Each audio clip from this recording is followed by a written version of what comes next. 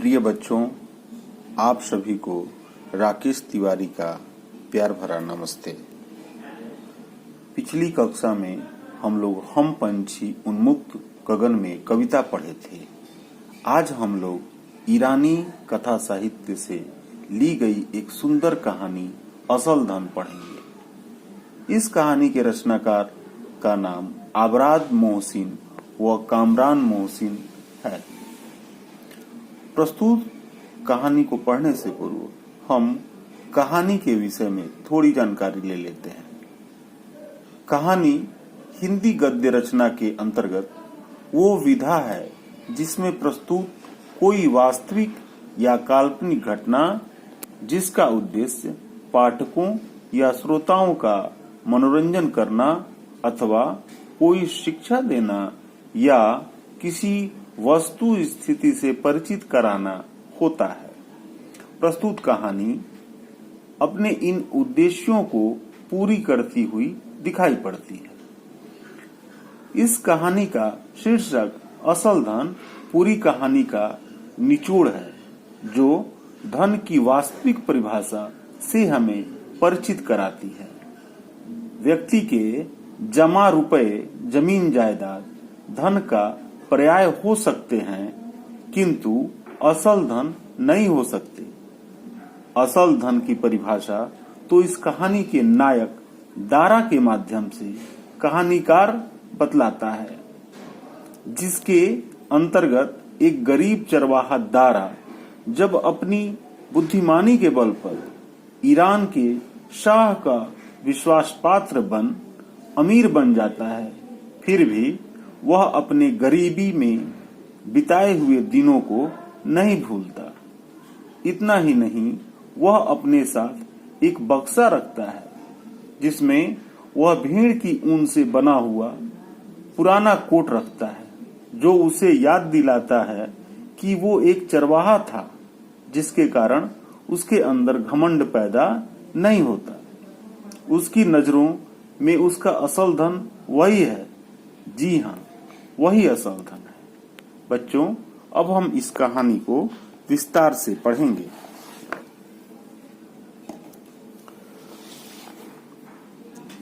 असल धन। बहुत दिनों की बात है, ईरान के किसी गांव में एक चरवाहा रहता था। वह बड़ा ही गरीब था। बस दिन में 2 समय रूखी सूखी रोटी मिल जाती थी। पहनने के लिए भेड़ की ऊन से बने फटे पुराने कपड़े थे और रहने के लिए एक छोटी सी झोंपड़ी थी, जिसकी आधी छत गिर चुकी थी। गरीब होते हुए भी गांव वाले उसका बड़ा सम्मान करते थे। इसका कारण उसके अनेक गुण थे। वह बड़ा ही बुद्धिमान था। गांव वाले अपनी कठिन और जटिल समस्याएं लेकर उसके पास आते और वह उन्हें बड़ी बुद्धिमानी से सुलझा देता था। गांव के सब झगड़ों का निपटारा वही करता था। धीरे धीरे उसकी बुद्धिमानी की धूम दूर दूर तक पहुंच गई। लोग आपस में यही बातें करते, दारा कितना बुद्धिमान है। वह केवल एक चरवाहा है, परंतु उसकी बुद्धि राजाओं की सी है, मतलब राजाओं जैसी है। संसार का कोई ऐसा प्रश्न नहीं जिसका उत्तर उसके पास न हो, यानी संसार के सारे प्रश्नों के उत्तर उसके पास हैं।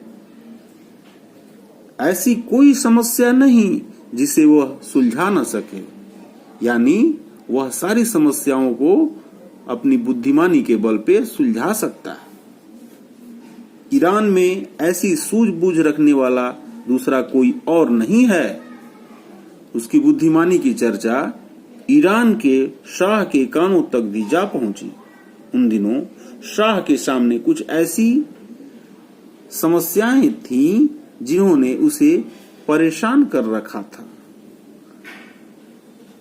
कहने का तात्पर्य यह है, उस समय कुछ समस्याएं थी जिसके चलते ईरान का शाह उन समस्याओं के चलते परेशान हो रहा था।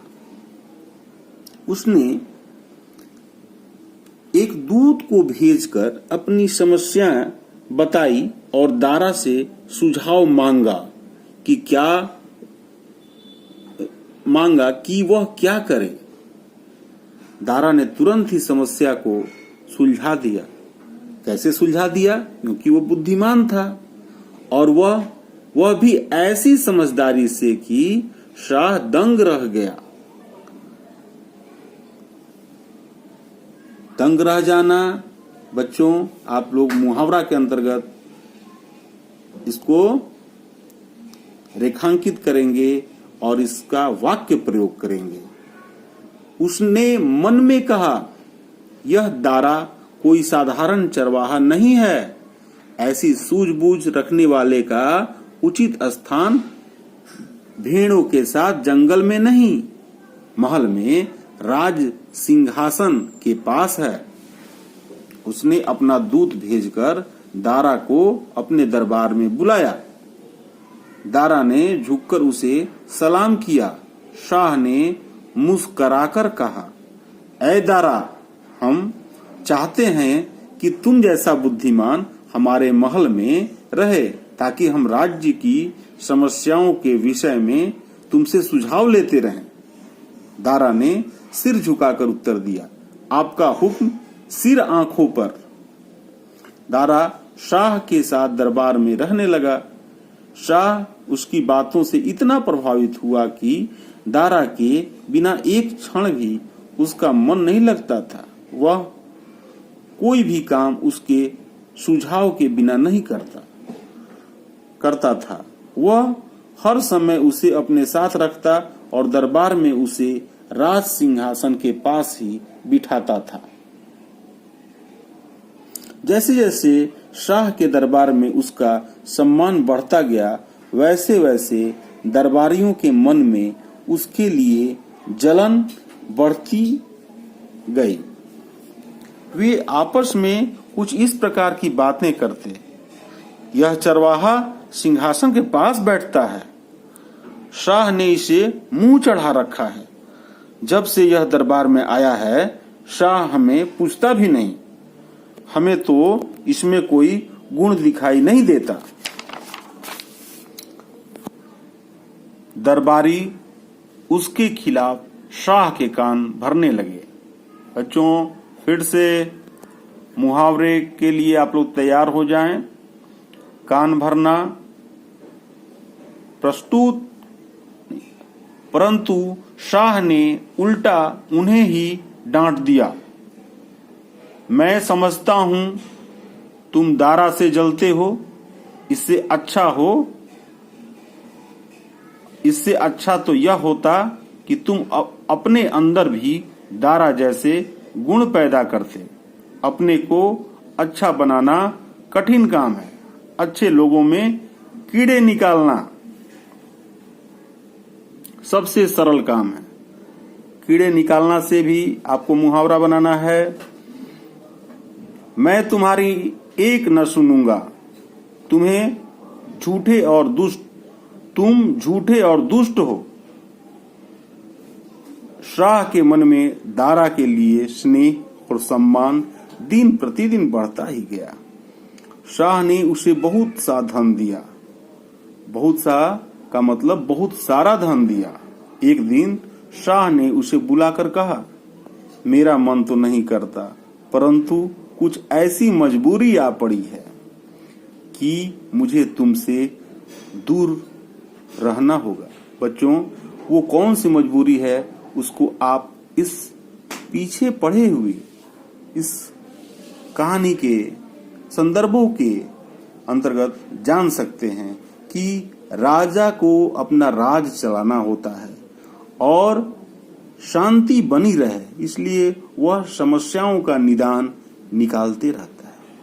तो दरबारी लोगों के व्यवहार से ही राजा ने ये निर्णय लिया होगा।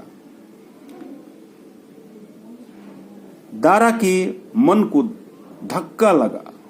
उसने दुख और आश्चर्य से पूछा, मेरा दोष क्या है? शाह ने हंसकर उत्तर दिया, तुम्हारा कोई दोष नहीं है।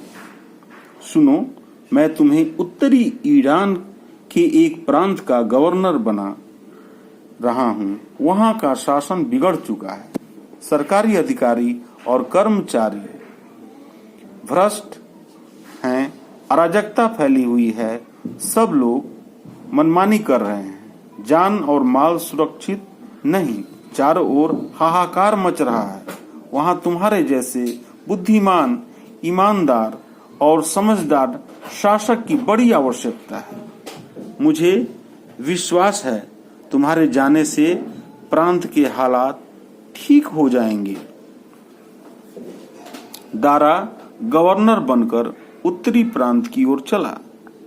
उसके वहां पहुंचते ही प्रांत के हालात सुधरने लगे। वह स्वयं हर स्थान पर जाता और लोगों से पूछता कि उन्हें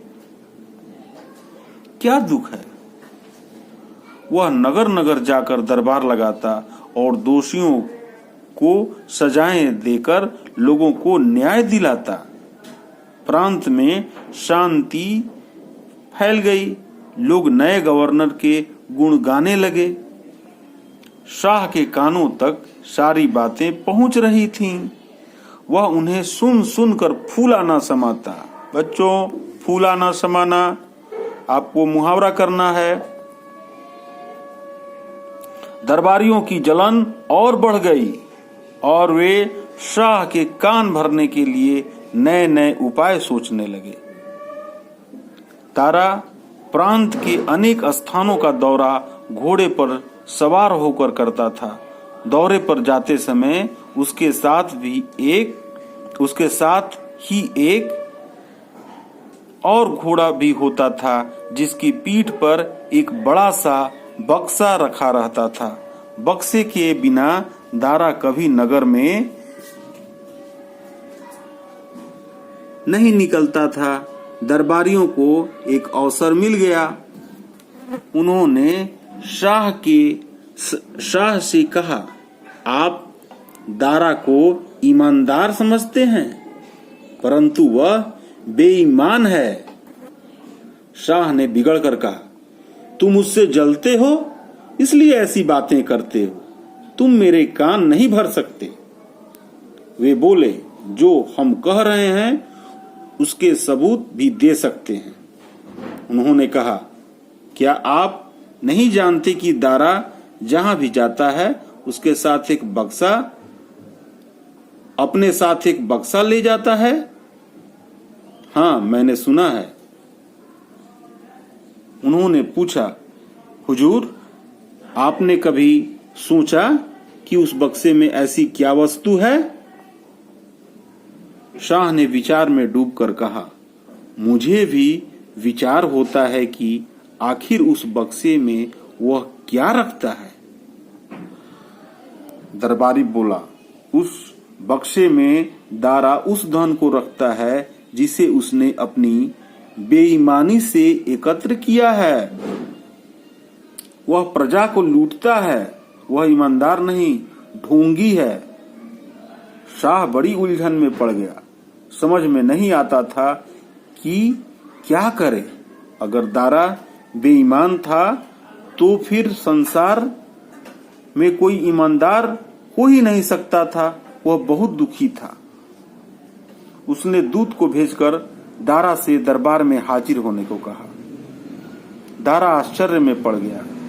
इस प्रकार अचानक ही दरबार में हाजिर होने का आदेश उसे अजीब सा लगा, परंतु वह तुरंत ही राजधानी की ओर चल पड़ा और शाह के सामने आकर झुक गया। उसके साथ उसका वह बक्सा भी था। दरबार दरबारियों से खचाखच भरा हुआ था। सबकी निगाहें उस बक्से पर गड़ी हुई थी और दरबारी एक दूसरे को इशारे करके मुस्कुरा रहे थे। दारा ने अदब से कहा, ऐ ईरान के शाह, मैं हाजिर हूं। मेरे लिए क्या हुक्म है? शाह बोला, दारा, हमने तुझ पर भरोसा किया, तुझे सम्मान दिया और गवर्नर बनाया, परंतु तूने हमें निराश किया।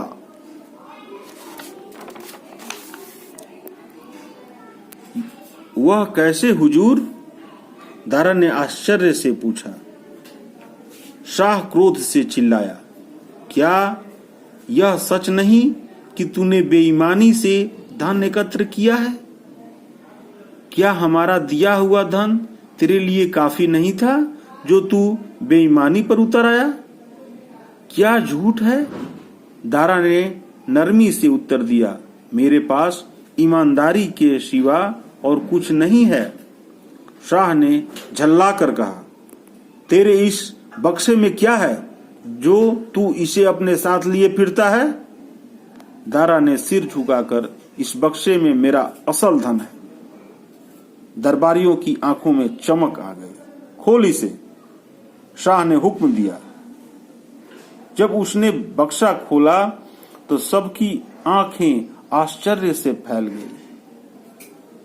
उसके अंदर भेड़ की ऊन से बना हुआ एक पुराना कोट था, जैसा कि चरवाहे पहना करते हैं। यह क्या है? शाह ने पूछा। दारा ने उत्तर दिया, मैं इसी को पहनकर भेड़ें चराया करता था। मैं इसे इसलिए साथ रखता हूं कि यह मुझे याद दिलाता रहे कि मैं एक गरीब चरवाहा था और मेरे मन में कभी घमंड पैदा न हो। यही मेरा असल धन है। दरबार में सन्नाटा छा गया था। दरबारियों के सिर शर्म से झुके हुए थे। शाह बोला, धन्य है यह देश जिसने दारा जैसे महान इंसान को जन्म दिया। बच्चों, आप इस कहानी को सुनकर आपके मन में भी इस कहानी से कुछ सीख मिली होगी, जिसे मैं महसूस कर सकता हूं। आप इस कहानी को एक बार और पढ़ेंगे। तत्पश्चात इस कहानी में दिए गए, इस कहानी के माध्यम से प्रश्नों को का उत्तर लिखने का प्रयास करेंगे। अगर कोई परेशानी होगी आप उसको लिखकर भेजेंगे। धन्यवाद।